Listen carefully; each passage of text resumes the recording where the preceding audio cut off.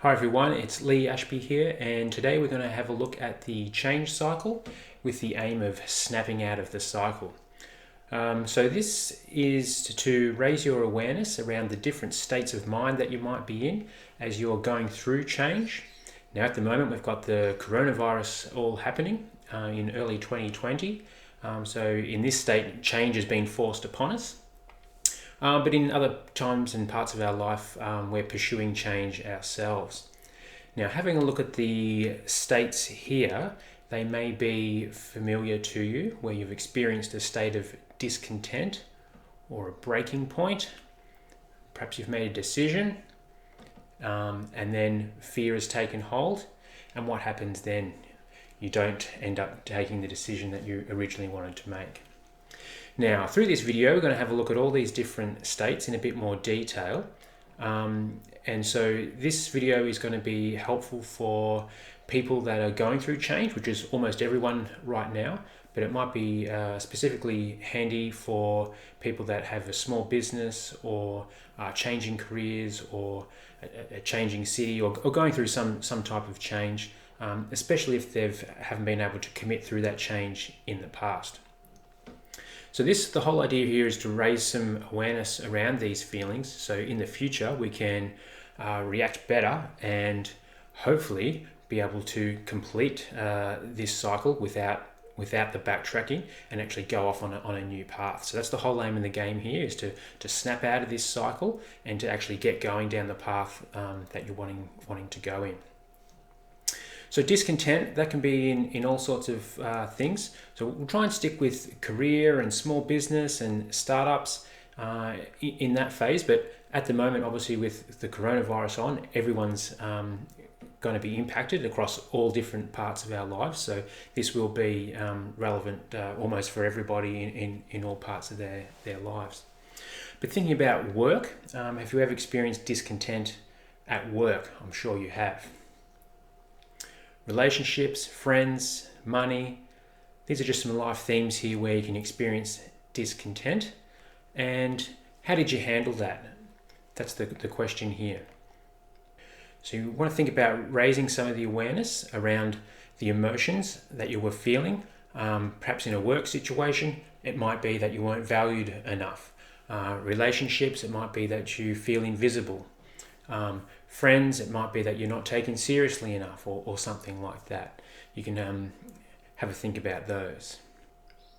So the next part here is about breaking point.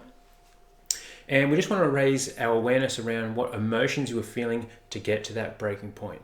Now, I've certainly experienced some breaking points in the past, certainly at work and perhaps with friends and things like that. So have a think around the circumstances that were creating that breaking point.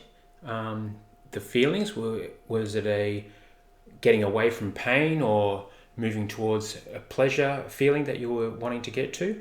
What were the push and pull aspects of that breaking point? And what was behind it? Things like injustice, what were your thoughts, what were behaviors, state of mind, and what was that cost? These are the things that all bubble up and drive the breaking point that you experience. So having a think about some of these things can create that new awareness around that breaking point. Now, breaking points don't have to be bad or good. They just simply are in the situation that you're in. So what comes out of that is a decision, isn't it? After the breaking point, what are you going to do about it? So some of those decisions can be negative or positive depending on the way you look at them. So again, just go through this list here and create a bit of an awareness around the decision that you've made. Perhaps it's about changing a job, throwing in the towel and changing the job. Perhaps it's about going back to school or something like that. It might be to leave a relationship or to change a city. What sort of decisions have you made in the past that are based on a breaking point and ultimately based on your discontent? So have a bit of an explore there, and try and be honest to yourself so you can dig down a few layers and really get to what's driving behind your decisions. The next stage that we want to look at here is number 4, which is around fear. Now, this will be interesting, I think, for a lot of you. Certainly has been for me in the past, where fear has held me back in many different ways. It is only natural, obviously. So fear can hold you back from going for another job or changing careers, or the fear of perhaps losing money or in one way or another. So fears are very powerful. So what we're trying to do here is just raise some awareness around that, and especially at this stage in a change cycle. And it may have something to do with your habits as well. So have a think about that, where some of your fears may come from. And with what you're changing, have a think about your hierarchy of needs. So if you're changing a job, for example, what's at stake? Is it the stability of money? Is it the stability of your house and location? So all these things play into your fears. So what happens in this stage? It's testing your resolve, testing your resilience. And your mind will be playing these things over and over after you've made the decision to challenge you. Have you made the right decision? So these things will be going on in your head, and you'll be weighing up the risks and rewards, and you'll be wondering, is this worth it? Is this discomfort of change worth it? And what might happen after that is leading into the next stage, amnesia. And this is where you might forget the original pain. You forget about the original discontent. You might start making up little tales or mistruths around the original discontent and the original breaking point. Perhaps you were just having a bad day and overreacted, which may be the case. Or it could be the second or third time that you've decided to leave your job, or decided to leave your relationship, or you want to move to the city, or whatever the case may be. So have a think about this area. I think this will be fairly new concept for some people. It certainly was for me when I was first looking at this, and this was very insightful, especially when I was raising my self-awareness around this stage.